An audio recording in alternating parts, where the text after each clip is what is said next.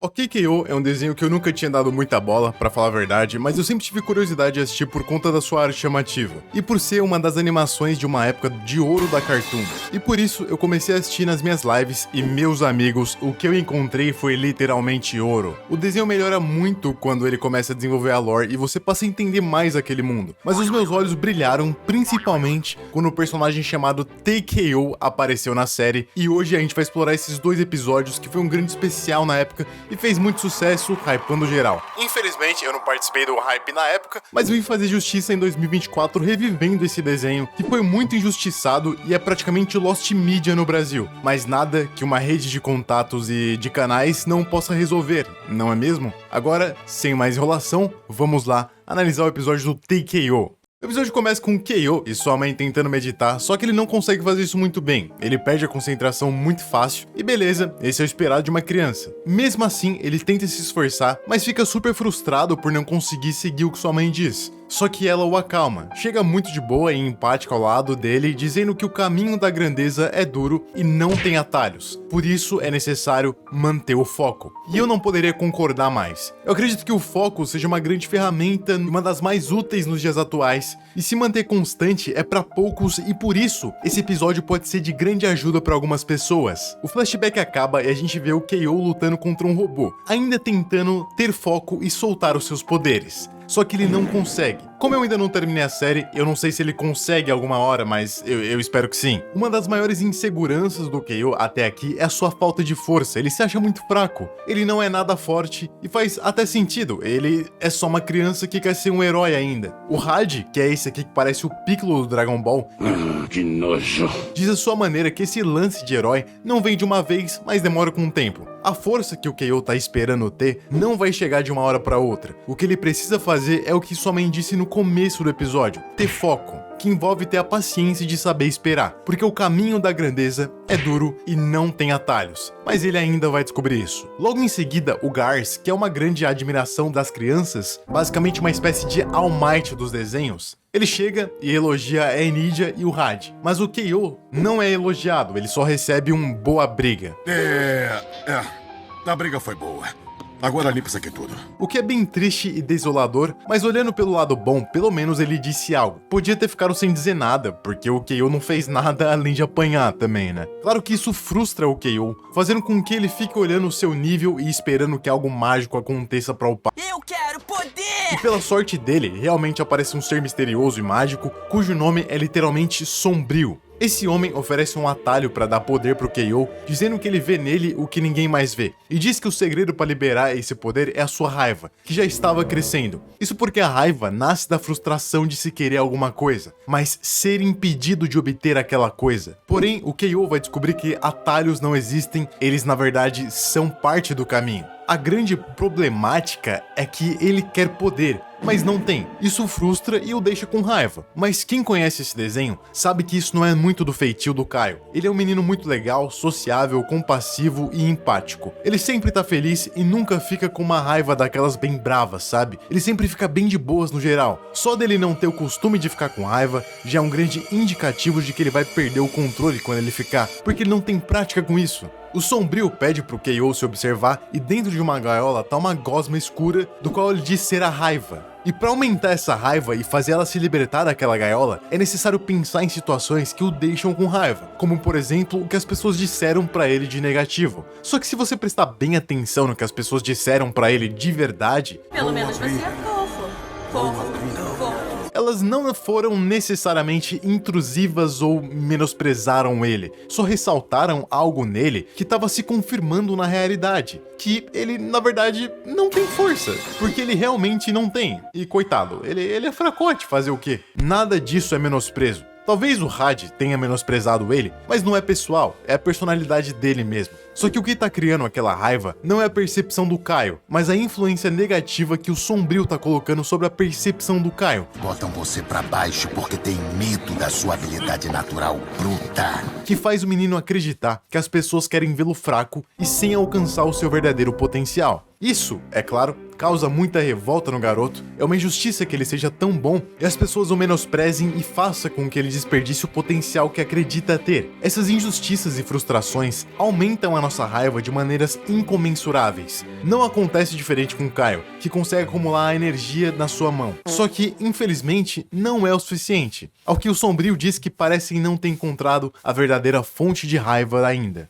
Ao falar isso, o Caio fica mais chateado e com mais raiva ainda, falando que sua mãe disse que o trabalho duro o deixaria forte, mas não deixou. E também que o Sombrio disse que a raiva o deixaria forte, mas também não deixou. Ou seja, ninguém sabe de verdade o que fazer com ele. E aqui eu tenho que concordar. Mesmo na nossa vida, as pessoas podem tentar aconselhar e falar o que for pra nós, mas elas não têm um panorama geral de como funciona aqui dentro. Isso pode indicar que o que funcionou na experiência delas pode não funcionar na nossa experiência. Esse fato deixou o Caio irritado demais, porque ninguém sabe o que fazer com ele, mas vivem tentando dar conselho. E numa reflexão, ele encontra a maior fonte de sua raiva. Eu vou ser uma criancinha fraca pra sempre! Ele tem muito medo. O medo de ser uma criança fraca pra sempre. Esta é outra fonte de raiva dele. E só nesse vídeo nós já encontramos 3 fontes de raiva, no geral: a frustração de sermos impedidos ou de não conseguirmos o que queremos, sermos menosprezados pelos outros e o medo de que algo aconteça ou deixe de acontecer. Juntando essas 3 coisas, ele ficou muito bravo e finalmente liberou o seu poder, bem igual ao que acontece em Dragon Ball com Super Saiyajin. Porém, ao contrário do Goku, essa transformação fez com que uma parte dele fosse presa e ele se transformasse em uma versão mais dark e edzinha. Mas calma aí, que daqui a pouco a gente já discute isso aqui. Logo após esse despertar, o robô do início do episódio surge mais forte e bem maior, só que o Caio... Caio não. Turbo Caio.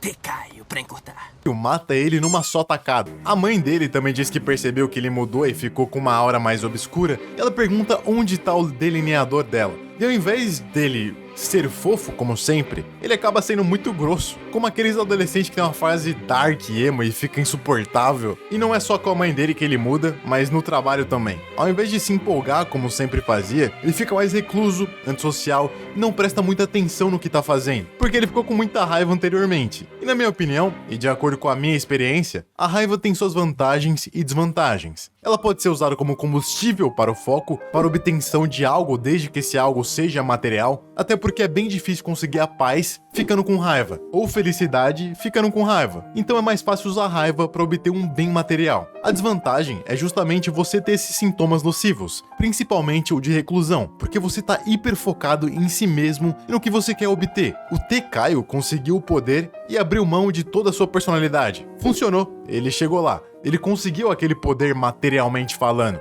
Mas a troco do quê? Ele realmente precisava ser tão forte assim, nessa idade? Ele é só uma criança, é novo demais pra perder o controle. Mas bom, eu não vou ficar falando como se tivesse sido uma escolha dele. Ele foi meio que forçado a fazer isso, mesmo que quisesse ser mais poderoso. Porém, como a gente viu, uma parte dele ficou presa e esse pode ser um dos maiores problemas em sentir raiva. É como se você se lançasse de um precipício. Você fica sem controle dos seus movimentos, não pode parar nem diminuir a velocidade com que você cai e pensar sobre não vai parar a sua queda. A única coisa que vai parar a sua queda é o chão. E lá embaixo, o resultado não vai ser muito legal. É claro que existem níveis de raiva, e eu gosto de pensar que existe a irritação, a raiva e a ira. A irritação é um desconforto que te faz seguir em frente e você ainda tem controle sobre sua mente. A raiva é um ímpeto que acontece em segundos, que quase te faz fazer coisas das quais você não gostaria de fazer de verdade, mas ainda há tempo de voltar atrás e pensar. Enquanto a ira é o se jogar do precipício. Resta saber qual desses é o que o T-Caio tá enfrentando. A Enidia pergunta como o T-Caio fez pra derrotar aquele robô, e ele responde isso aqui. Eu só percebi que o mundo inteiro é uma pizza de sofrimento e tormento. A raiva fez com que ele ficasse niilista. Aliás, muito pior do que o niilista. Ele ficou pessimista, mudando completamente a sua visão de mundo. Chega a ser impressionante o fato de que ele tenha se transformado em uma pessoa totalmente contrária ao que ele era. Tudo que ele enxerga nesse momento é como todas as coisas caminham lentamente para o sofrimento iminente, e todas as interpretações que ele faz do mundo são negativas. Ele colocou uma lente de negatividade e não vai tirar essa lente tão cedo.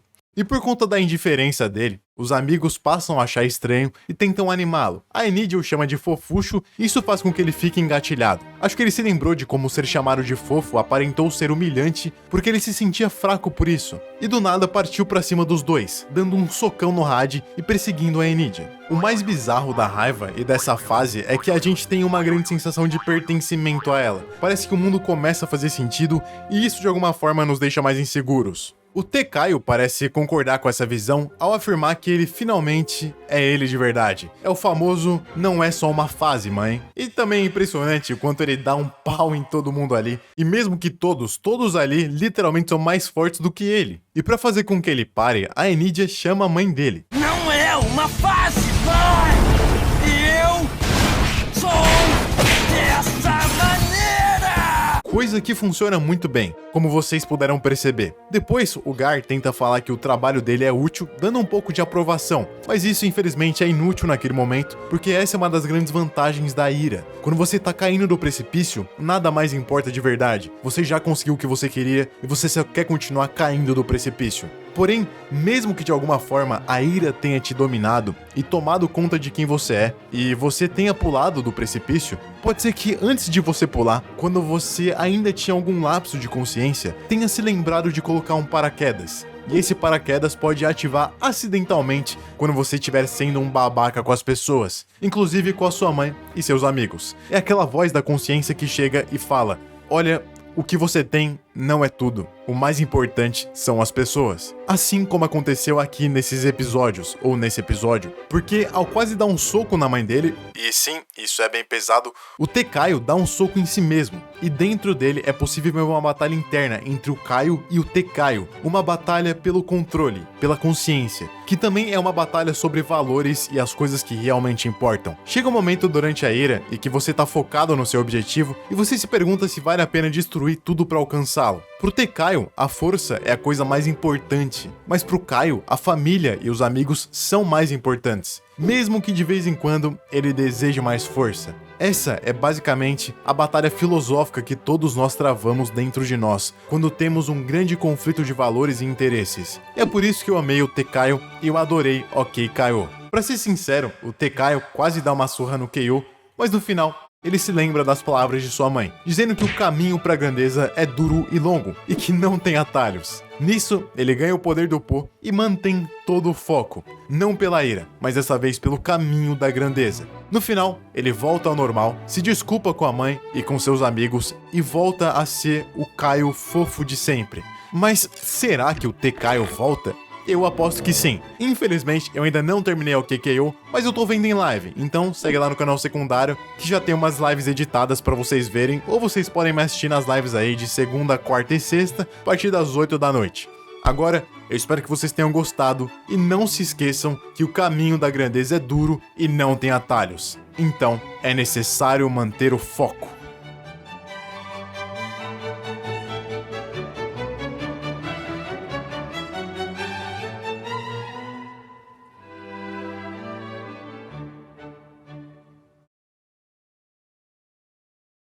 ハムレット R